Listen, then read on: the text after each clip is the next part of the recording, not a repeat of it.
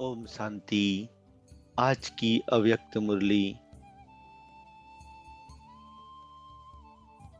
19 मई सन 1983 से लिया गया है, जिसका शीर्षक है साक्षी दृष्टा कैसे बने।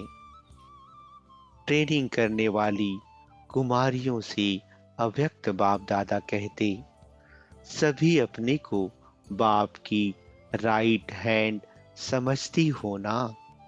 लेफ्ट हैंड तो नहीं हो।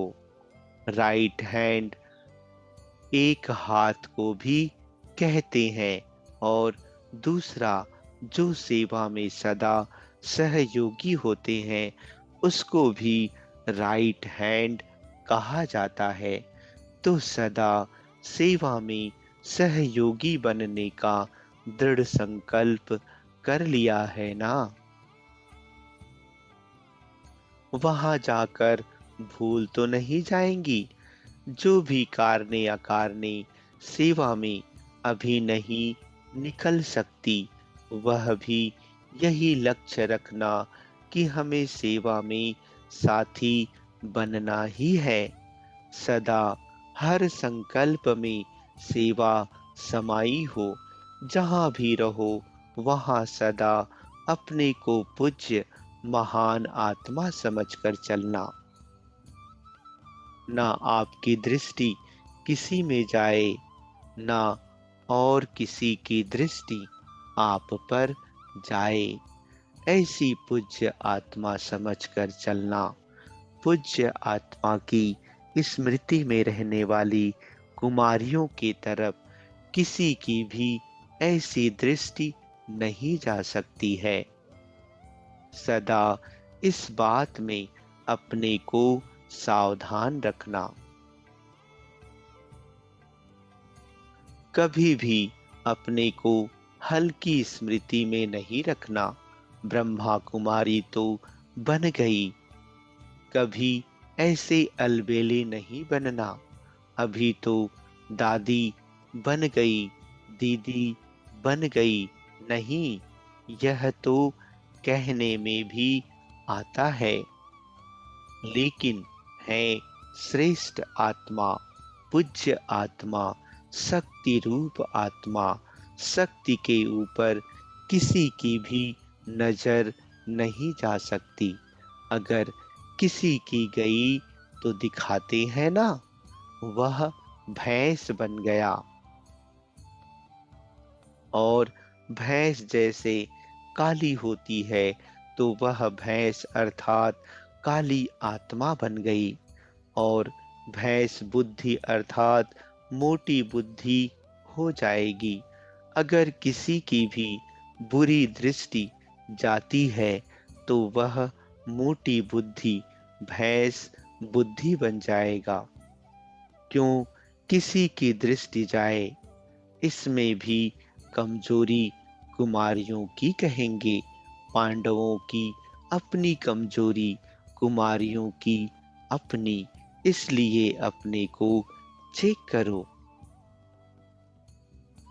दादी दीदियों को भी डर इसी बात का रहता है कि कोई की नजर ना लग जाए।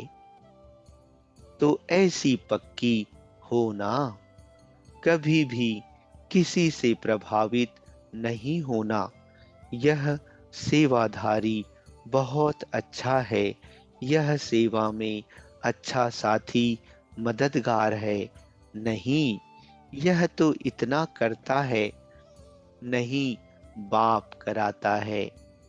मैं इतनी सेवा करती हूँ। नहीं, बाप मेरे द्वारा कराता है। तो ना स्वयं कमजोर बनो और ना दूसरों को कमजोर बनने की मार्जिन दो। इस बात में किसी की भी रिपोर्ट नहीं आनी चाहिए। पांडव भी बहुत चतुर होते हैं। कोई अच्छी अच्छी चीजें ले आएंगे खाने की, पहनने की। यह भी माया है। उस समय वह माया के परवश होते हैं। लेकिन आप तो माया को परखने वाली हो ना। उस चीज को चीज नहीं समझना, वह सांप है। सांप जरूर काटेगा। यह पाउडर और क्रीम नहीं है, लेकिन सांप है। जब इतनी कड़ी दृष्टि रखेंगी तभी सेफ रह सकेंगी, नहीं तो किसी में भी माया प्रवेश होकर अपना बनाने की कोशिश बहुत करेगी। जैसे शुरू में छोटी छोटी कुमारियों को बाप दादा कहते थे, इतनी मिर्ची खानी पड़ेगी, इतना पानी पीना पड़ेगा, डरना नहीं। तो माया आएगी, बहुत बड़े रूप से आएगी, लेकिन परखने वाले सदा विजयी होते हैं, हार नहीं खाते। तो सभी ने परखने की शक्ति धारण की है या करनी है। देखो, अभी सबका फोटो निकल गया है। पक्की रहना, कुमारियां अगर इस बात में शक्ति रूप बन गई तो वाह वाह की तालियां बजेंगी। बाप दादा भी विजय के पुष्प बरसाएंगे।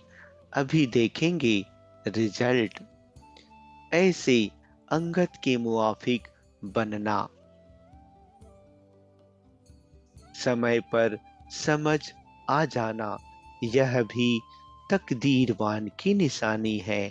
समय पर फल देने वाला वृक्ष मूल्यवान कहा जाता है। संसार में रखा ही क्या है,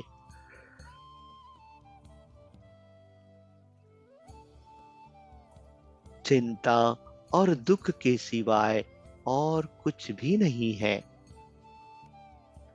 तो पक्का सौदा करना, कोई बढ़िया आकर्षण वाली चीजें आए, कोई आकर्षण वाले व्यक्ति सामने आए तो आकर्षित नहीं हो जाना। संकल्प स्वप्न में भी बीती हुई बातें याद ना आए, जैसे वह पिछले जन्म की बात हो गई। कभी सोचना भी नहीं। पार्टियों से मुलाकात करते अमृत वेला हो गया।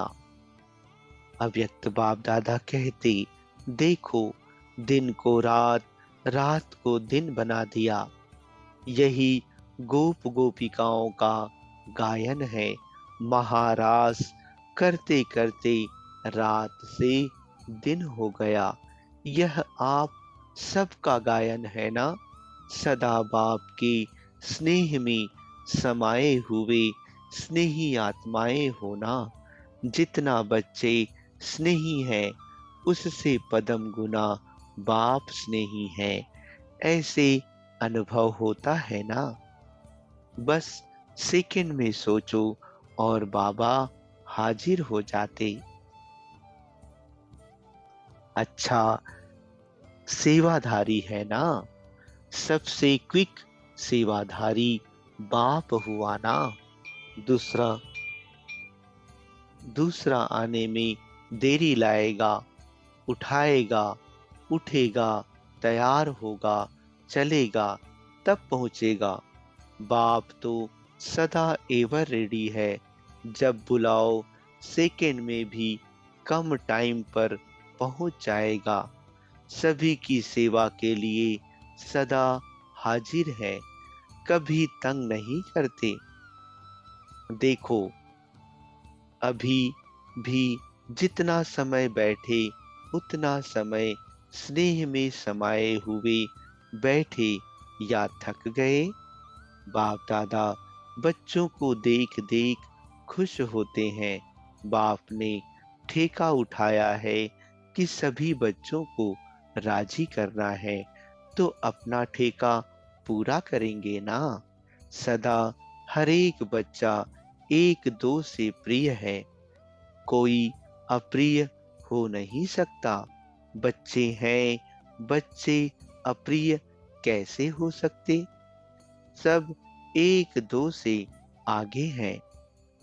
सभी बच्चे राजा बच्चे हैं, प्रजा बच्चे नहीं। आपके जड़ चित्रों के लिए भक्त जागरण करते हैं। कभी तो आप लोगों ने भी किया है, तभी भक्त कॉपी करते हैं। यह जागरण डबल कमाई वाला जागरण है। वर्तमान की कमाई हुई और वर्तमान के आधार पर भविष्य भी श्रेष्ठ हुआ। तो हम कल्याणकारी आत्माएं हैं। हर बात में कल्याण समाया हुआ है। अकल्याण हो नहीं सकता, क्योंकि कल्याणकारी बाप के बच्चे बन गए। चाहे बाहर से अकल्याण का काम दिखाई दे, जैसे मानो एक्सीडेंट हो गया तो नुकसान हुआ ना। लोग तो कहेंगे अकल्याण हो गया, लेकिन उस अकल्याण में भी संगम युगी आत्माओं के लिए कल्याण भरा हुआ है। नुकसान भी सूली से काटा हो जाता है। बड़े नुकसान से कम नुकसान हो जाता है। इसमें भी सदा कल्याण समझते हुए आगे बढ़ते चलो। ऐसी कल्याणकारी आत्मा स्वयं को समझते हुए चलो। बाप ने अपने समान बना दिया। बाप कल्याणकारी तो बच्चे भी कल्याणकारी। बच्चों को बाप अपने से भी आगे रखते हैं। डबल पूजा आपकी है, डबल राज्य आप करते हो। इतना नशा और इतनी खुशी सदा रहे। वाह रे मैं श्रेष्ठ आत्मा, वाह रे मैं पुण्य आत्मा, वाह रे मैं शिव शक्ति। इसी स्मृति में सदा रहो। अच्छा, आप सबका घर मधुबन है।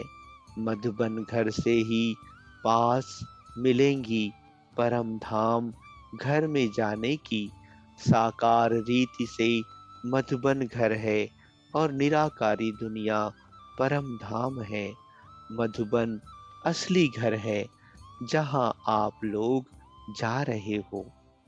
वह सेवा केंद्र है। घर समझेंगे तो फंस जाएंगे,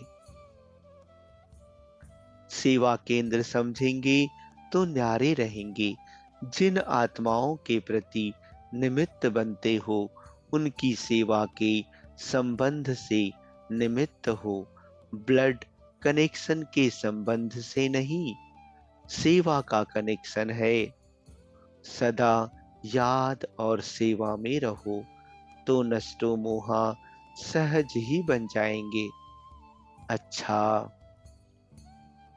विशेष सेवाधारी अर्थात हर कार्य में विशेषता दिखाने वाले। सेवाधारी तो सभी हैं, लेकिन विशेष सेवाधारी विशेषता दिखाएंगे। जब भी कोई सेवा करो, प्लान बनाओ, तो यही सोचो, सेवा में क्या विशेषता लाई। विशेष सेवा करने से विशेष आत्माएं प्रसिद्ध हो जाती हैं। सदा लक्ष्य रखो, ऐसा कोई विशेष कार्य करें जिससे स्वतः ही विशेष आत्मा बन जाए। बाप और परिवार के आगे आ जाएं। हमेशा कोई ना कोई विशेषता दिखाने वाले। विशेषता ही न्यारा और प्यारा बनाती है ना। तो हर कार्य में विशेषता की नवीनता दिखाओ। सच्चे सेवाधारी सर्व को अपनी शक्तियों के सहयोग से आगे बढ़ाते चलो। इसी सेवा में ही सदा तत्पर रहो। अच्छा। ओम शांति।